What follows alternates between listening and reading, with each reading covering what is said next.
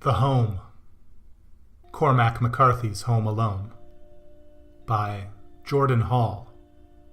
Read by George Blott.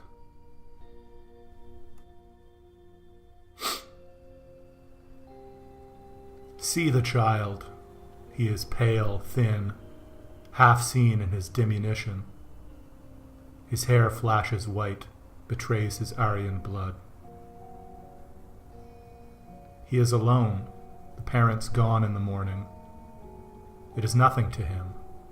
He revels in their tedious wake, eats milk and cream, breaks and steals property, and rubs himself in oils strange. He sleeps till near the sun's noon-high meridian, his whited hair splintered and splayed like some infernal broomhead. At night he carnivals with dervish fervor, watches plays of mindless violence. He is wild and drunken, bestial, howling into the darkling primordial. There is no echo. He is a changeling.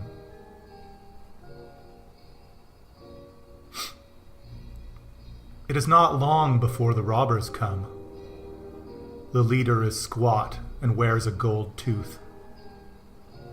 Bestride him is another with crazed eyes and a figure gaunt, like a starved and prayless mantis. Their coats are ashen and their boots trudge black against the snow. The squat signals to the red clay hovel before them, assuming its vacancy. "This is it," he says. The mantis nods. It is the hermitage of the kid.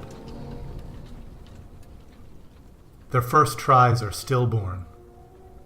The kid has drawn the curtains and mounted strawmen in the window frames, at night animating their persons with guy ropes, so that shades dance in the illumined curtain. Some days later he lights fire bits in a scullery bowl to ape the scream of gunfire. Each time the gangsome slanks off, until at last they bivouac and learn his orphanage, but do not learn his taste for violence. He hears their plans. "Come back tonight round 9. Kid's afraid of the dark." They are apocalyptically stupid. The evening sun drops, blossoms blood into the gloaming.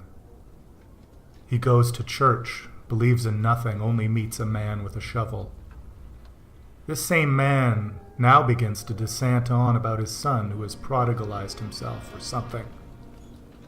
And here his granddaughter sings in the choir, but the kid cannot be said to give a damn.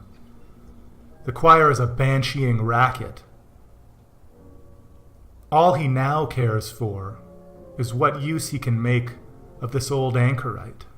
And though he had once feared the man with the shovel, he now knows his error. The man with the shovel will deliver him in the end. All history swells to it. He returns to the hovel and draws his plans and executes them. When he is finished, he is hungry like a dog after Congress. He eats melted cheese. At the foretold hour, the clock tolls, and the robbers beset him with reckless punctuality. Careening towards their final hidden doom, like wraiths returning to the locus of their death, glad-eyed and grin-faced, they taunt him.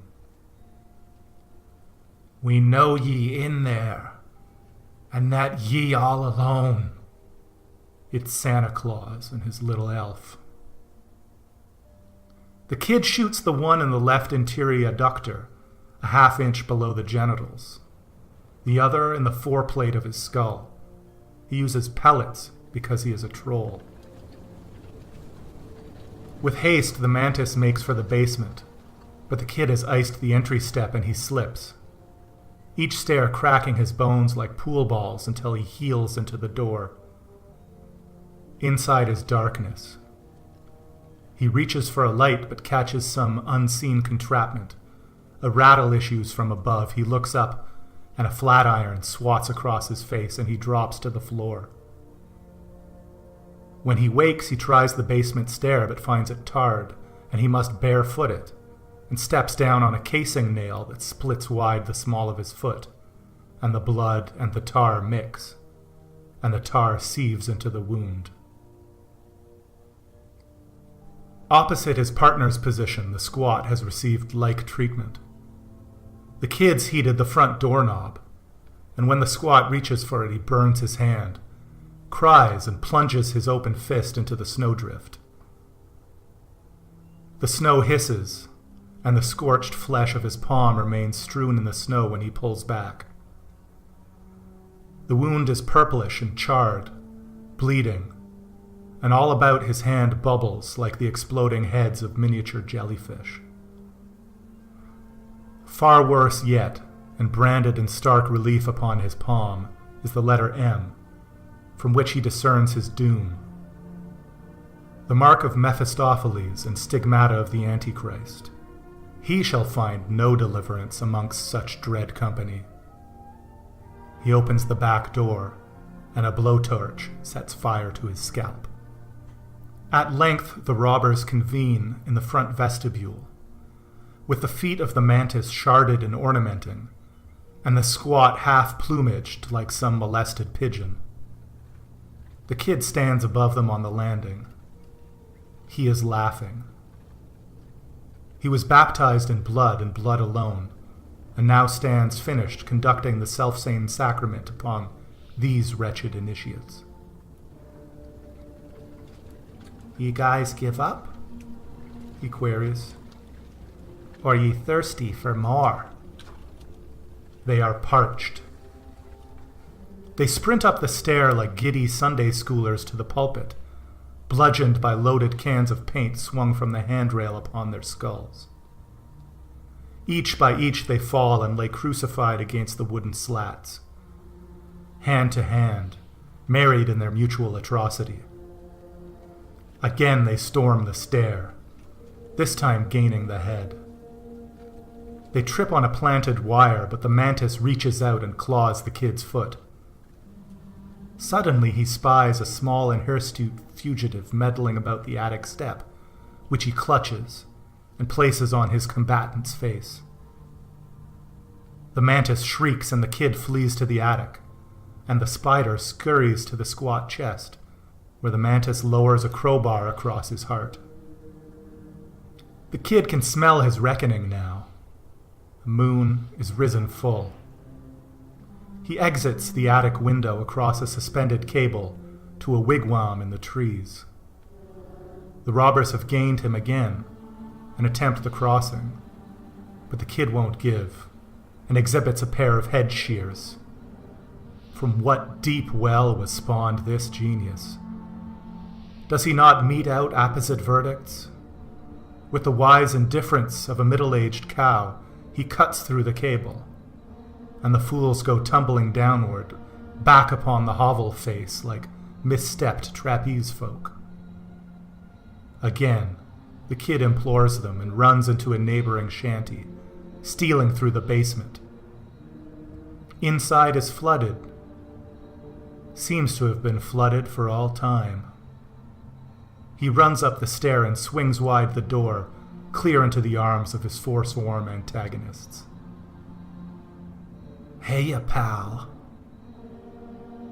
They lift the kid by his blood-dimmed sweater and hang him on a coat rack. Madness on their faces. The mantis gone moronic. The squat's tonsured head like some ward-fled lobotomite. "What are we gonna do to him? We gonna burn his head with a blowtorch? Smash in his face with an iron? First thing I aim is to bite off each's fingers."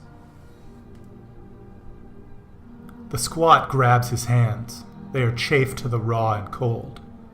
The hands of some atavistic creature of darkness. He opens his mouth with the gold tooth since vanquished, and draws the kid's fingers towards his stinking maw, when the man with the shovel flashes from behind, and wrecks down with eponymic instrument, straight upon the squat's bald head with seraphimic fury. Again he heaves up and strikes the mantis flush like so. A prophecy consummated. The rites all ended. All time vindicated in that absolute judgment. In a moment, the sheriff arrives, and the robbers are packed in cars and driven off to whatever godforsaken destiny next awaits them. The kid watches from the window and catches the squat's eye and waves. A grin cuts across his ginish face, and he laughs. The great gloom of the world is for him a hysterical vaudeville. He laughs again. He laughs so hard he pisses himself, shits himself. His trousers are a bog teemed with alien fish and toad. He vomits from the stench. He laughs like the untold billions before him who laughed in the endless desert, and from dark high places, and crawling up out of seaweed water. Son of man, child of God.